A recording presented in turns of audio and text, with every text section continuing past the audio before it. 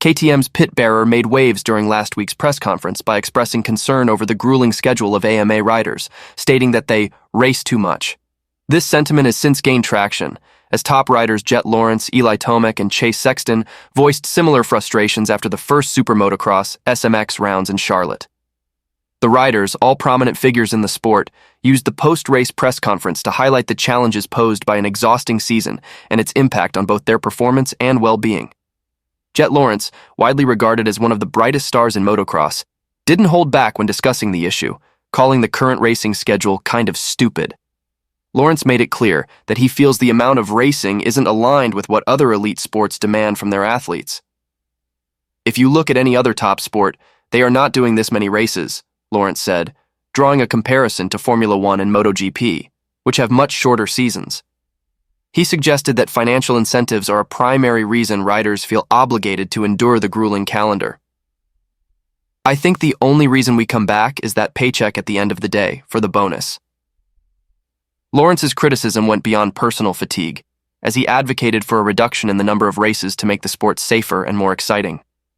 He argued that fewer races would not only increase the value of each event, but also enhance rider safety. "I hope in the future we have less races, because I think it makes it more rare," Lawrence said. "Mainly just cut the rounds down. I think it would make it a lot safer for other riders too, because then at least for these last ones, when you need the energy, you have that because you aren't going through however many other rounds before." Lawrence's comments bring to light the physical toll that a 31-race season places on riders, leaving many worn down by the time they reach critical SMX playoff races. Bearer had earlier underscored the same point, offering an example that resonated with many in the industry. "Sometimes riders get injured, and I've seen them actually feel relieved.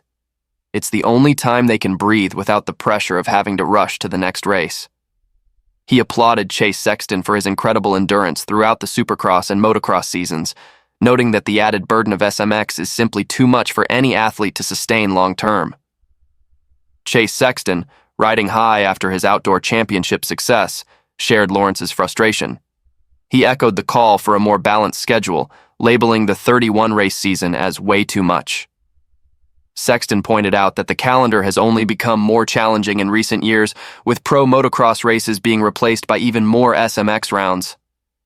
"They took one pro motocross away just to add 3 more SMX.